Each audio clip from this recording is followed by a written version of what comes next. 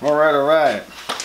It's been some time since I've worked on the Impala, and it's time to give some updates.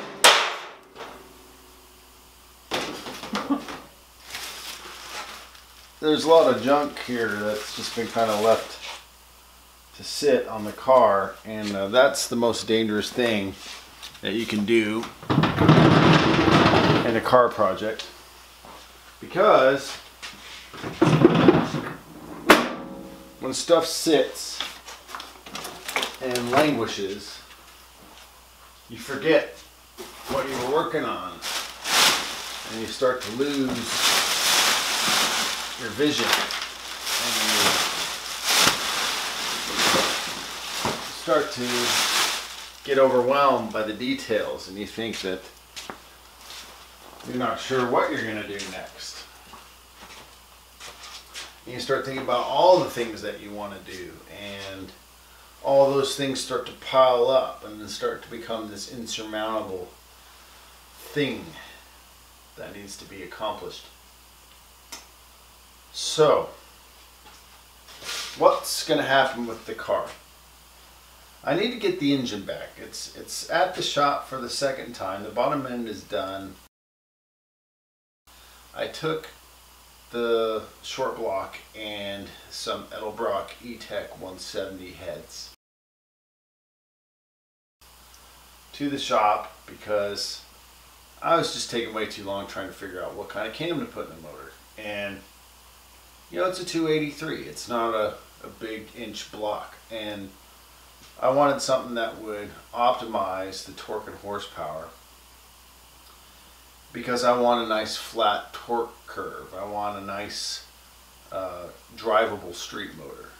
And a lot of the cams I was looking at were sized for 350.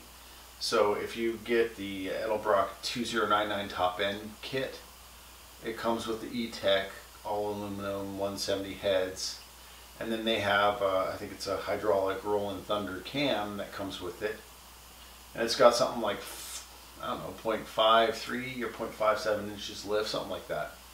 And I thought, I'm not sure if that's going to work in a 283, and I did some calculations and it looked like it could, and I decided to call Edelbrock up myself, and they said, oh no, it's not going to work, it's going to hit the cylinder walls.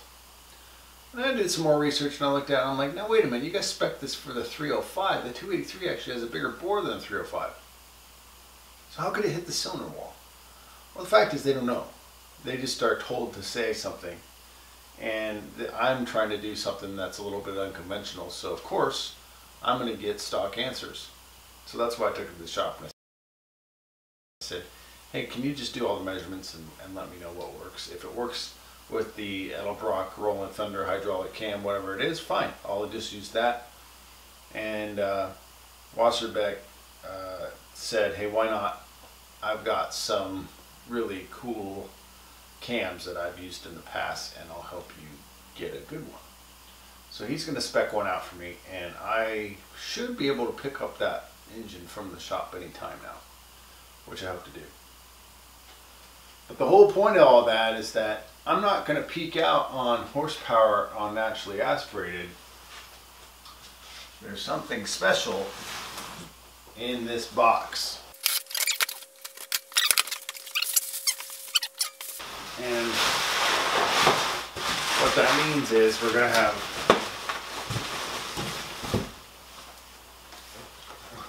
Can you read that?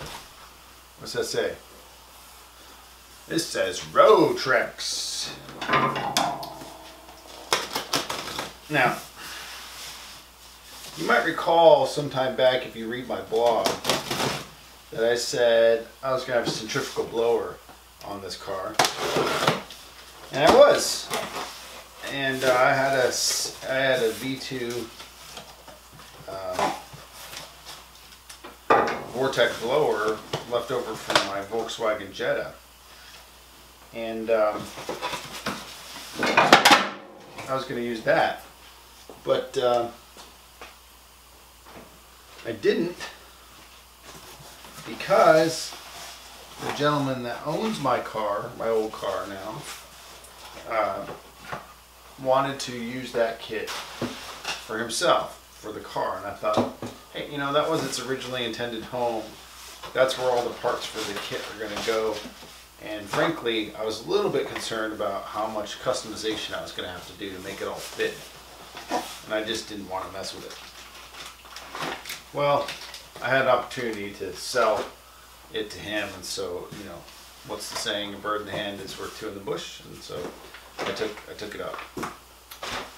But it's not like I've saved myself that much customizing effort.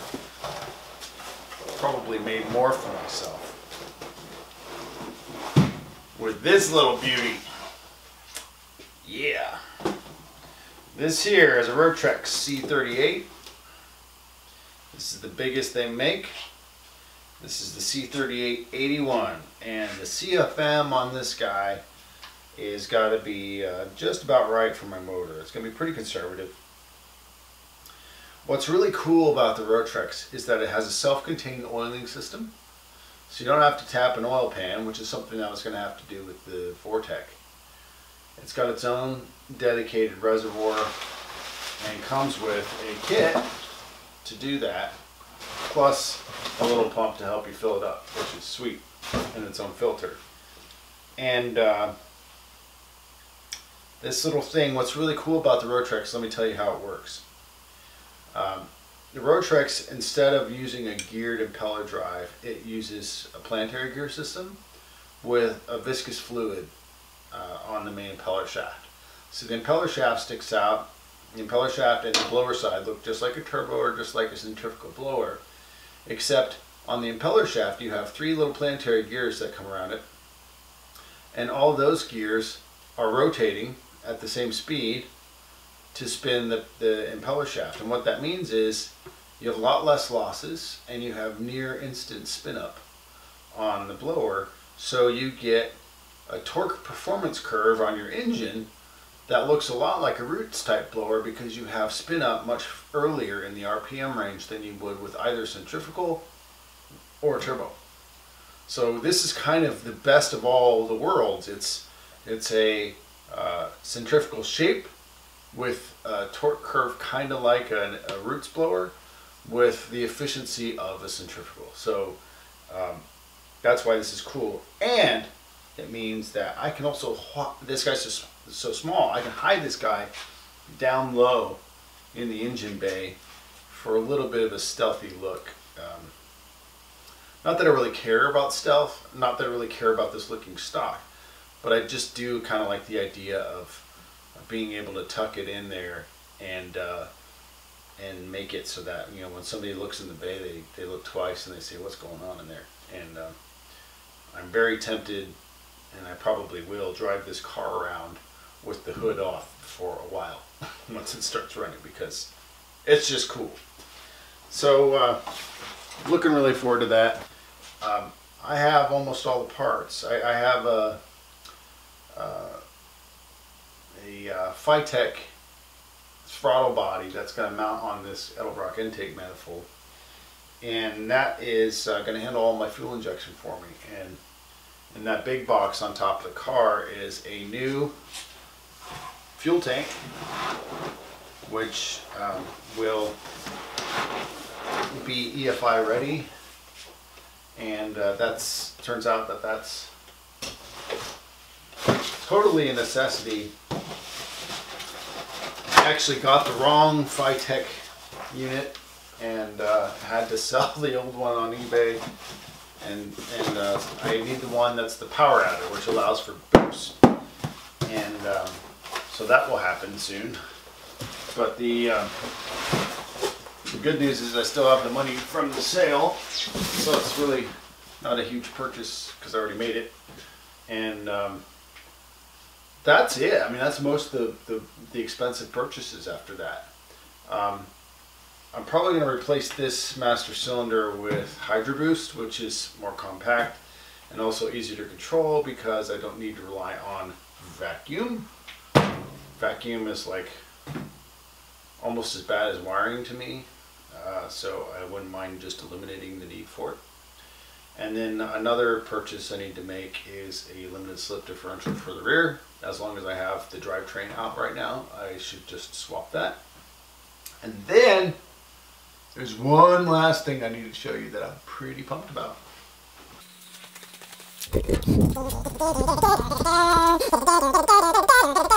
What is this? This is a T56 transmission. This supposedly came out of a 2002 Camaro. As far as I know, this bell housing will go right up on my small block because this came from an LT1.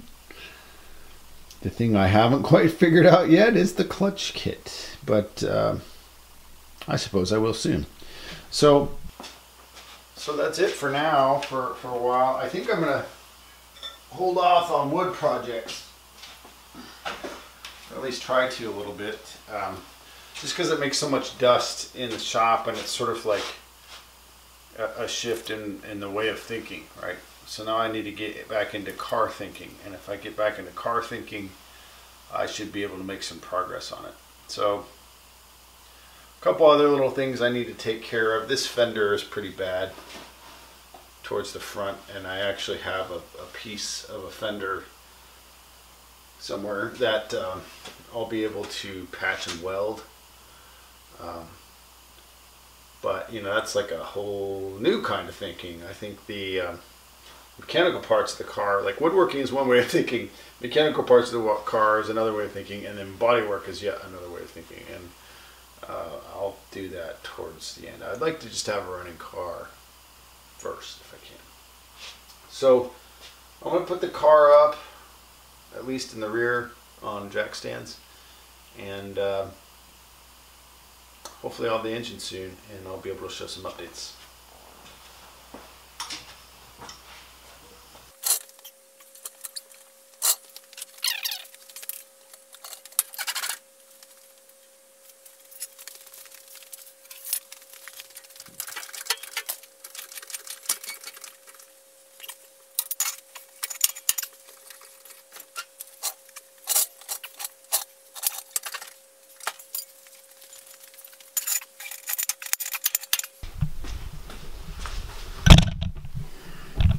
This is something else that I am super excited about. Just look at how kick-ass that wheel is. This is these are BF Goodrich.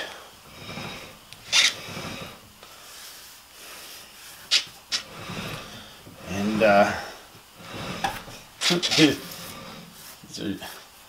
G4 Sport Comp 2s. The size I have to look at again because I can never remember. 255 45 R17s. I went pretty conservative on the wheel diameter because I'm not a huge fan of super big wheels, and I feel like this car just kind of looks good with, I mean, this car could look good with big wheels. I mean, there's plenty of people with 20s on these. Anything bigger than 20 I think is really pushing it. But there's just something about this with the lip and the dish and the 5-star. These are Fixie FM5s. I've had them for a long time. These were originally supposed to be on my Jetta, which never would have been able to fit them. I was going to widen the wheel wells on the Jetta and flare it out. And I put some new tubs on these, new dishes on these to make the rear just an inch wider. And so these are 17 by 9s. They're 17.8 in the front, and I think they look super. And from the rear, it makes the car look meatier. You know, it doesn't have that look that a lot of the Impalas have from the rear when they've got this kind of the look of a big heavy thing floating on little tiny skinny wheels. It just looks more balanced that way.